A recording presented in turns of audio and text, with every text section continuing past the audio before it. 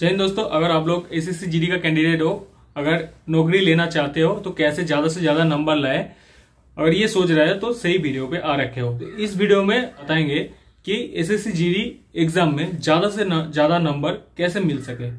देखो, सबसे पहले बात जो चीज में ध्यान ज्यादा देना है, हम एग्जाम का तैयारी करके एग्जाम देने जाता है। चाहे किसी ने 10 दिन, किसी ने 5 दिन, किसी ने 15 दिन, किसी ने 20 दिन, किसी ने 3 साल, किसी ने 5 साल तैयारी करता रहता है। लेकिन इसमें सबसे फास्ट में जो ध्यान देने वाली बात है, नंबर 1, आपको टाइम मेंटेन करना सीखना पड़ेगा। कैसे? जैसे कि मान लो आप एग्जाम देने के लिए जा रखे हो, जितना क्वेश्चन है, मान लो 80 क्वेश्चन है, तो 80 क्वेश्चन अटेंड करने का जो टाइमिंग वो कवर करना चाहिए। बहुत सारे को गलतफहमी क्या होता है, गलती ये होता है, देखो कि मैं एक नंबर वाला आंसर इसको आता है, मेरे को कैलकुलेशन करूंगा, मैथ आता है मेरे को, कैलकुलेशन करूंगा तो हो जाएगा। लेकिन उसमें वो कैलकुलेशन करना शुरू कर देते हैं, क्यों भाई ये जो मैथ है ये मैं पहले प्रैक्टिस कर रखा हूं तो ये हो जाएगा।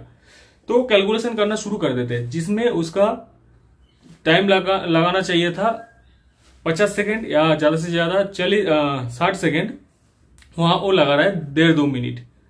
तो देखो, मैं जो बोल रहा हूं ध्यान से सुनो। एग्जाम पेपर जो ऑनलाइन टेस्ट जैसे कि आपका सामने आ गया, मतलब आपका टाइमिंग शुरू हो गया, तो बिल्कुल वहां टाइम वेस्ट नहीं करना है। आपको क्या करना है, जैसे कि एक नंबर वाला क्वेश्चन आपने देख लिया, लेकिन उसका आंसर आपको पता है, लेकिन उसको टाइम लगेगा कैलकुलेशन करने के लिए, तो छोड़ दो। दूसरा नंबर में जो है उसको करो। उसी को करने के बाद तीसरा नंबर जो है उसको देखो। तीसरा नंबर छोड़ के चौथा नंबर देखो। मतलब जो चीज पहले आपका दिमाग से तुरंत कैलकुलेशन हो जाए, तो दूसरा देखो। अगर दूसरा नहीं पता है तो उसको कैलकुलेशन मत करो। जीआई हो, मैथ हो, जीके हो, उसको डिस्कस मत करो। फिर तीसरा देखो, चौथा देखो। जितना क्वेश्चन है 80 क्वेश्चन पूरा कवर करो, जितना टाइम है उससे पहले, टाइम से पहले। क्योंकि टाइम से पहले आप कवर कर लोगे तो दूसरा आपको रिवर्स का ऑप्शन आता है, रिवर्स का ऑप्शन में आ जाओ, फिर शुरू से फिर एक एक करके देखो। जो नहीं हो पाया आपसे वो करो। अगर आप ऐसे नहीं करोगे तो मान लो आप शुरू से करना चाहते हो, एक नंबर देखता हूं हो गया, तो दूसरा देखता हूं, दूसरा ये कैलकुलेशन करेंगे तो हो जाएगा। तो कैलकुलेशन करना शुरू कर दिया आपने, तो वो भी हो गया आपका सॉल्व। फिर तीसरा भी, अरे थोड़ा सा कैलकुलेशन तो है, कर लेता हूं तो हो जाएगा, तो तीसरा भी करने लगा। तो ऐसे ऐसे ज्यादा टाइम वेस्ट हो गया।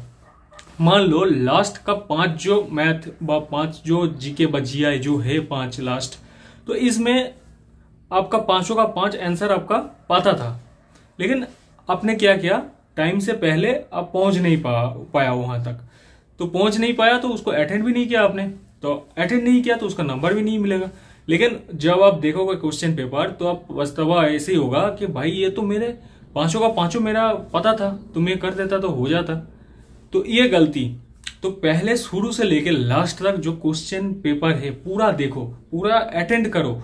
फिर नहीं हो रहा है, फिर रिवर्स आओ, बैक से शुरू करो। ये सबसे एग्जाम में पास करने का सबसे बढ़िया ट्रिक्स है, जो मैं करता था। और मैं अभी वर्तमान में, मैं पहले बार ही एसएससी जीडी दिया था, और ये मेरे को मेरा एक बड़ा भैया ने, जो गुरुजी है, वो बताया था, तो मैंने इसी ट्रिक्स को काम पे लगाया था। एसएससी जीडी पास करने के लिए दूसरा और एक है, जैसे कि पार्ट डी जो होता है, उसमें ज्यादातर जैसे कि नॉन हिंदी जो लोग हैं, जैसे आसाम, बंगाल, उड़ीसा, साउथ साइड, ये लोग क्या करते हैं कि ये लोग इंग्लिश को चूज कर लेता है, क्योंकि इसका हिंदी लैंग्वेज है नहीं, तो ये लोग इंग्लिश चूज करता है। तो ये लोग यहाँ पे ज्यादातर पीछे हट जाता है, ठीक है।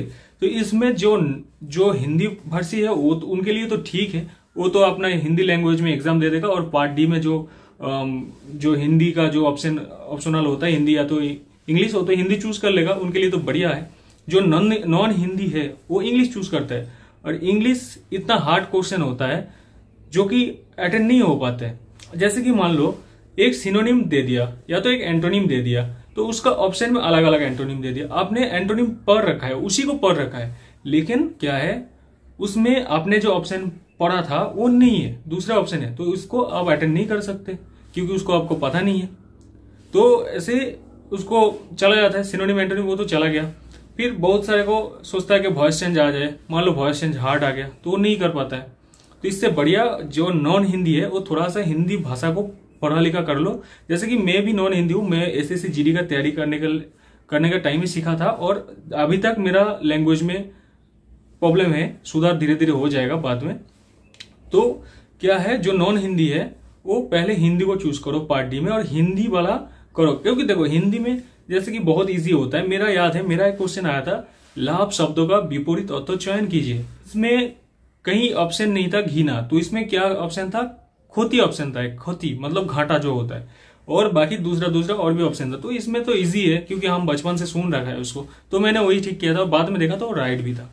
तो और भी सारे क्वेश्चन आए थे। तो जो नॉन हिंदी उनके लिए पार्ट डी, अगर वो इंग्लिश में बढ़िया है तो भाई इंग्लिश चूज करो, क्योंकि इंग्लिश बहुत हार्ड होता है, एरर करेक्शन आ जाता है, कहाँ से दे देता है पता नहीं चलता है, कहाँ क्या दे दिया ये, कहाँ इन ऑन ऑफ या कोई स्पेलिंग मिस्टेक, कुछ पता नहीं चलता है। सिनोनिम एंटोनिम का भी सेम हाल है, आप पढ़ के गए वो ऑप्शन आया ही नहीं, दूसरा ऑप्शन आ गया। तो सबसे बढ़िया है टाइम मेंटेन करो, बढ़िया टाइम कवर करो पूरा क्वेश्चन।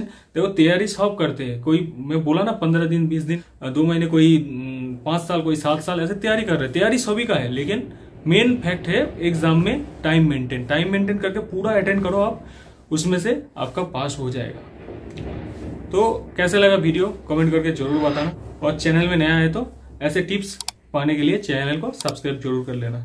तो आज के लिए इतना ही काफी है, चलता हूं। अगर कोई क्वेश्चन है तो कमेंट बॉक्स से पूछ लेना, मैं टाइम पे आंसर दे दूंगा। तो जय हिंद, जय भारत।